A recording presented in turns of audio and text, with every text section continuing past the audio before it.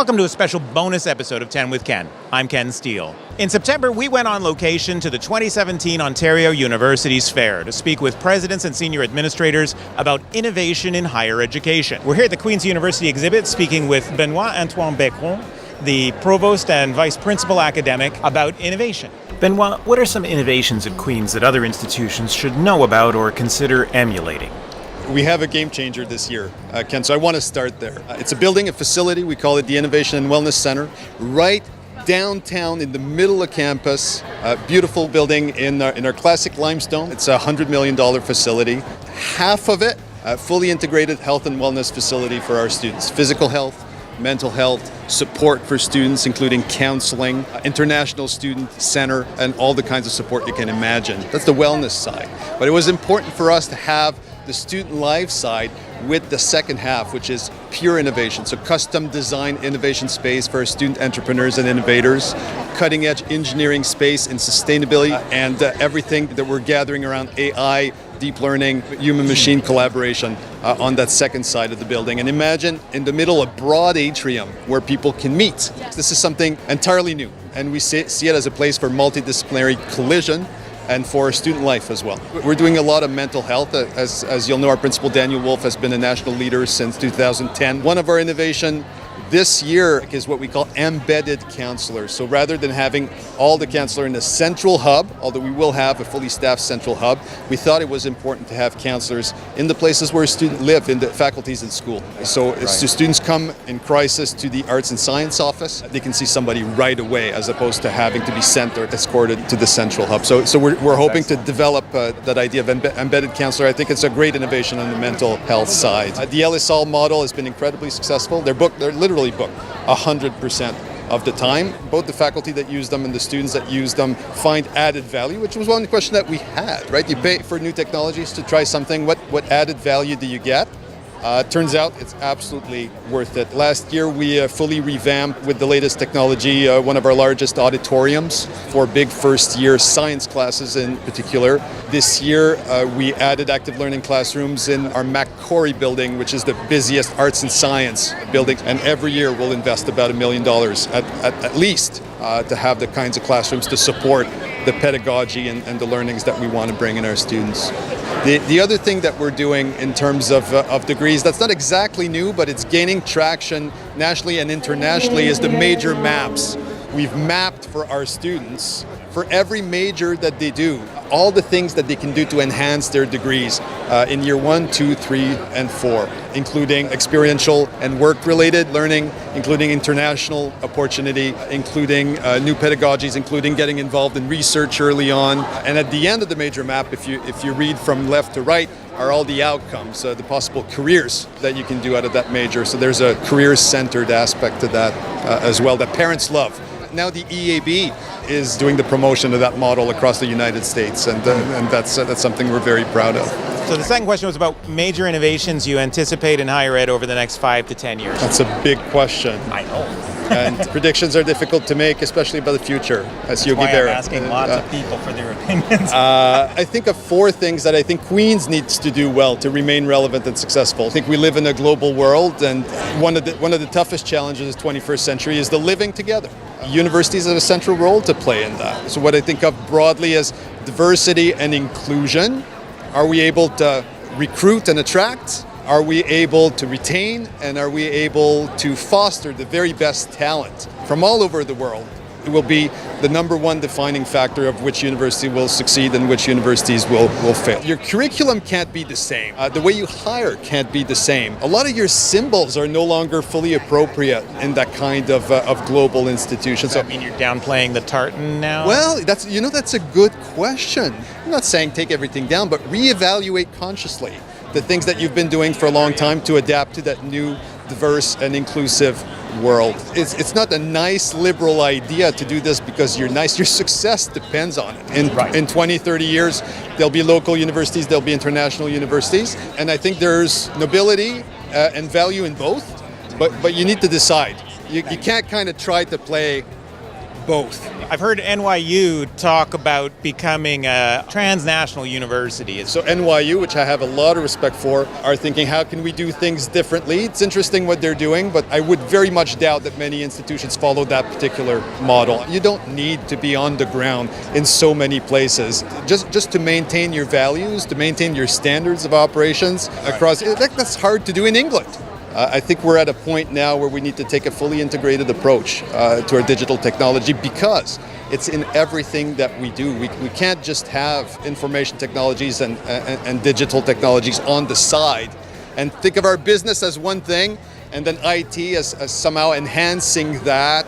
It's in everything that we do. Who will be the first Canadian university to be fully intentional and fully strategic in terms of integrating new technologies, digital technologies into everything we do, as opposed to, frankly, buying systems piecemeal and using these technologies on a, I'm interested in that kind of basis. The CIO is becoming a more and more critical role. Sure. What a lot of people have done is move the CIO position from running the IT shop, service delivery, to more of a strategic thinking position. So the model that we're trying to do, which to my knowledge was unique when I started it, and now Concordia just copied the model exactly, and they're my old colleagues at Concordia, and imitation's a great form of flattery, is to nominate the university librarian, who in our case had both the technical abilities and the leadership and personal abilities to drive that conversation. The CIO has the technical knowledge to shore up the network, to hire a strong technical team, and to make sure that we have the means to do what we want to do, and then to engage in conversation with the Vice Provost Digital Planning, who will have the capacity to bring the deans around the table and to have mutually beneficial conversations as to what can we do today to save money, to be more efficient, what can we do tomorrow towards a full digital strategy, for lack of a better term, that will bring us into the future. The fourth challenge, which is really the first, is full out research and innovation. Lots of things need real answers, need real disruption. And none of those answers are simple and lying within a single discipline. I'm hoping that increasingly those large grants will demand that kind of interdisciplinarity that will be based around issues, not around disciplines. But it's always challenging to run a 21st century institution on 19th century structures. So we have to change how we operate a little bit as well. I can't resist going into learning outcomes and their assessment because maybe we've been going at this wrong. At the end of the day, what we measure in terms of what a university gives the students are the inputs. We guarantee that the students has sat in lecture halls, has read textbooks, and has done these courses. That's what a university degree is. I think we'll be increasingly under pressure to demonstrate the value of a university degree, not on inputs, but on outputs. What has actually been learned. The knowledge, that's fine, but the skills and the competencies, that's trickier. How do you show that a university degree has enhanced critical thinking, leadership, or teamwork, or all of those skills and competencies that we think are important? I think in 10 years, governments, parents, students will want the insurance that when they pay to university and spend their time there, they're not just getting credited for a series of courses. They can demonstrate that they've improved what they can actually do. As the workplace will change faster and faster, what you've learned will become obsolete faster and faster. So only the skills and the ability to gather new ones will have that kind of value. So I think that's the true disruption that will come over the next, say, 10 years. What can you do to nurture innovation in a world where everyone has got their nose to the grindstone, our budgets are tight, they're already workaholics? Nice, easy question to end our very fun talk, Ken. I think the first thing that you can do as a senior leader is at least not block or hinder a culture of innovation. Don't resist it. Don't say that will be complicated, that will be costly. We've never done it that way before. You need to build a culture of saying yes, and especially saying yes to the people who have the ideas and the energy to change the place. I think we live in an incredibly conservative and risk-averse culture. Risk aversion might be the greatest risk that universities run today. How can we shift from risk aversion to a measure of risk-taking, intelligent, measured risk-taking that will allow us to do things differently? I'm of the view that everything starts with hiring. If you hire the same kind of people, you do the same kinds of things. You need to hire with a broader lens. You need to be willing to take a chance on people that might look differently, think differently, behave differently, and go, I think I see genius in a different form here. It starts at the top. The president chooses the senior leadership team for status quo for change, and the provost chooses deans for status quo for change, and the deans have conversations internally towards status quo or for change. So that cascades down. We need to change what we're looking for, because every hire you make, it's a great hire, it makes you better, it ensures you 25, 30 years of success.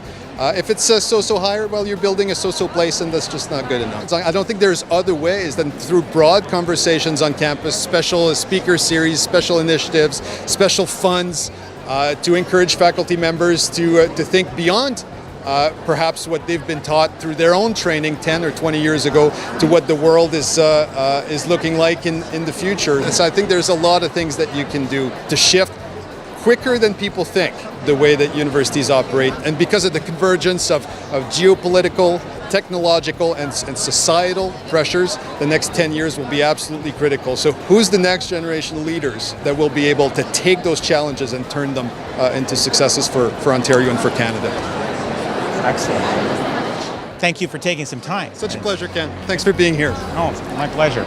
I thought we'd speak for 5 We to said 10 20 minutes. I know. That took me completely by surprise. It'll be edited down to 10. 10 with Ken is a production of Eduvation Inc., copyright 2017. I'm available for conference keynotes, campus PD events, board retreats, and committee workshops, in person or now virtually too. For more information, please visit www.eduvation.guru or 10withken.com.